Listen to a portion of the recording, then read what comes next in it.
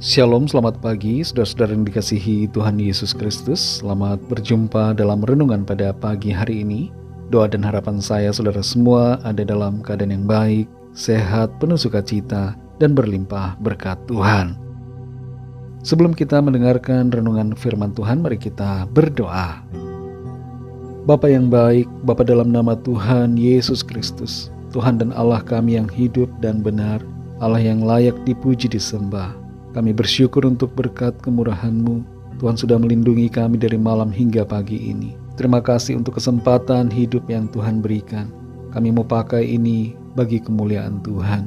Saat ini kami mau mendengarkan sabda firman-Mu. Jamah hati kami agar mengerti dan taat pada kehendak-Mu. Dalam nama Tuhan Yesus kami berdoa. Haleluya. Amin. Saudara yang dikasih Tuhan, ayat renungan kita pada saat ini terdapat dalam Injil Yohanes pasal 4 ayat 13-14. Tertulis demikian. Jawab Yesus kepadanya, barang siapa minum air ini, ia akan haus lagi. Tetapi barang siapa minum air yang akan kuberikan kepadanya, ia tidak akan haus untuk selama-lamanya.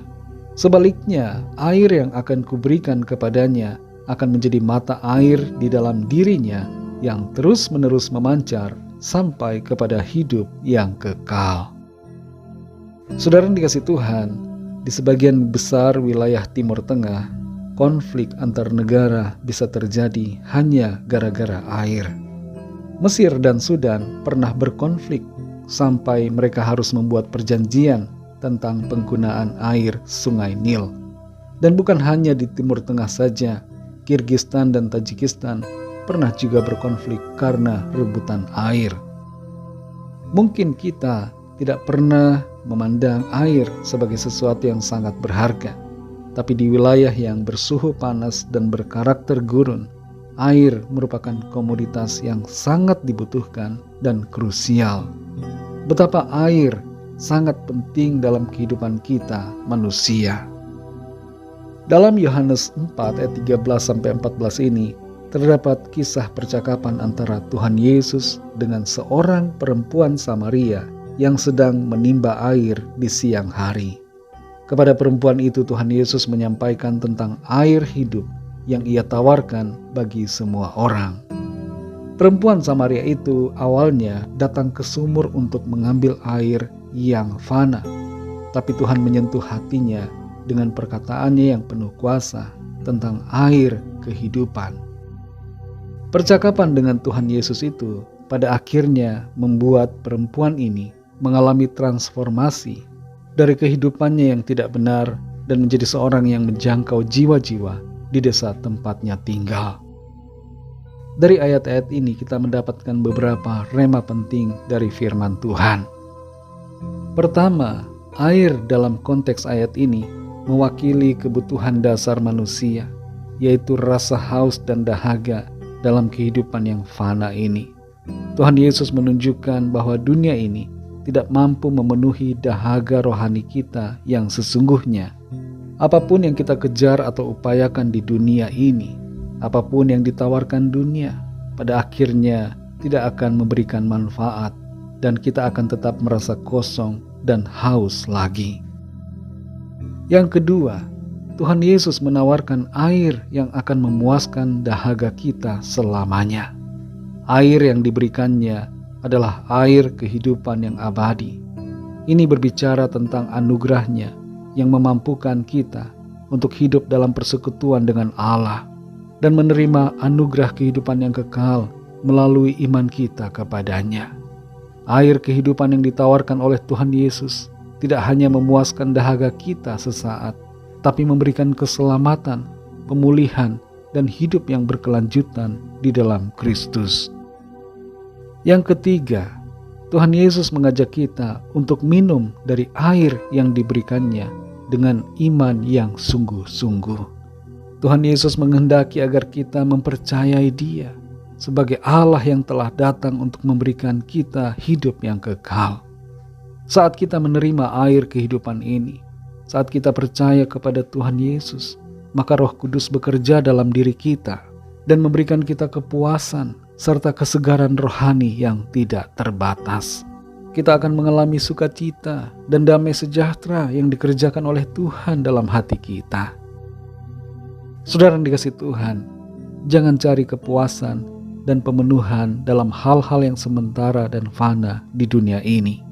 Seperti halnya perempuan Samaria itu yang telah bersuamikan 5 orang dan terus masih dalam kondisi pencarian dan ketidakbahagiaan. Tuhan Yesus mengajak kita untuk datang kepadanya dengan iman. Tuhan mau agar kita minum dari air kehidupannya yang abadi dan hidup dalam persekutuan yang erat dengannya, supaya kita mengalami kepuasan sejati, keselamatan dan hidup yang kekal. Kalau ada di antara kita yang selama ini masih terfokus pada berbagai hal di dunia ini untuk mencari kepuasan, untuk mencari kebahagiaan, mari arahkan mata rohani kita pada Tuhan Yesus. Datanglah kepadanya, sebab hanya Dialah sumber dan air kehidupan yang memuaskan dahaga jiwa dan roh kita. Dan hanya Dialah satu-satunya sumber kehidupan kekal bagi kita. Bagi saudara pendengar renungan saat ini yang belum percaya kepada Tuhan Yesus, mari buka hatimu dan percayalah kepadanya. Ikutilah doa saya. Tuhan Yesus, aku percaya Engkau adalah Tuhan, Allah yang telah datang sebagai manusia untuk menebus saya dari segala dosa dan penghukuman. Saya percaya Engkau telah disalibkan, mati dikuburkan, bangkit pada hari yang ketiga, naik ke surga dan akan datang kembali di akhir zaman. Terimalah aku Tuhan, dan pimpinlah hidupku sekarang ini dan seterusnya. Amin. Bagi saudara yang baru saja percaya kepada Tuhan Yesus Kristus, teruslah belajar firman Tuhan, bacalah Alkitab, dan berilah diri saudara dibaptis. Layanilah Tuhan dan setialah selalu dalam iman di sepanjang umur hidup saudara.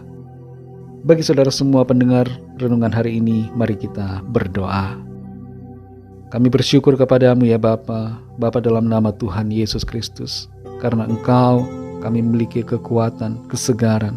Ada air yang memancar dari dalam hidup dan hati kami. Air kehidupan-Mu memberikan kami sukacita, damai sejahtera. Itulah Roh Kudus-Mu yang Tuhan sudah taruhkan dalam hidup kami, yang memberikan kami tuntunan, penghiburan, kekuatan, dan sukacita. Terima kasih Tuhan, kami bersyukur kami sudah dipilih dan dianugerahi air kehidupan yang daripada-Mu. Berkati kami Tuhan di sepanjang hari ini, dalam segala aktivitas kami, tugas pelayanan yang Tuhan percayakan. Biarlah dalam semuanya nama Tuhan senantiasa dipermuliakan. Kami bawa kepadamu setiap pergumulan dan permohonan doa kami masing-masing, agar Tuhan menjamah dan memberikan jalan keluar. Kuasa mujizat-Mu Tuhan nyatakan bagi kami. Berkatilah gereja-Mu di mana saja di Indonesia, bahkan di seluruh dunia. Berkatilah semua umat-Mu di hari yang penuh berkat ini. Terima kasih Tuhan, kami mengucap syukur. Segala puji hormat hanya bagi-Mu. Dalam nama-Mu yang kudus, nama Tuhan Yesus Kristus, kami sudah berdoa. Haleluya. Mari sama-sama kita berdoa doa Bapa kami. Bapa kami yang di sorga, dikuduskanlah nama-Mu, datanglah kerajaan-Mu, jadilah kehendak-Mu di bumi seperti di sorga. Berikanlah kami pada hari ini makanan kami yang secukupnya, dan ampunilah kami akan kesalahan kami, seperti kami juga mengampuni orang yang bersalah kepada kami.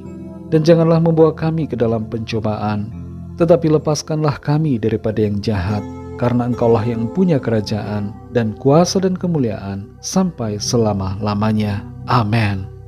Terimalah berkat Tuhan. Tuhan memberkati engkau dan melindungi engkau. Tuhan menyinari engkau dengan wajah-Nya dan memberikan kasih karunia. Tuhan menghadapkan wajah-Nya kepadamu dan memberikan damai sejahtera. Berkat anugerah dari Bapa Surgawi, cinta kasih karunia dari Tuhan Yesus Kristus, dalam persekutuan dan penghiburan Roh Kudus, menyertai kita semua sekarang ini dan sampai selama-lamanya. Dalam berkat nama Tuhan Yesus Kristus, haleluya, amin. Puji Tuhan, saudara yang dikasihi Tuhan, saya percaya firman Tuhan menjadi berkat dan kekuatan buat saudara semua, dan Roh Kudus akan menolong saudara untuk lebih lagi memahami kebenaran firman Tuhan.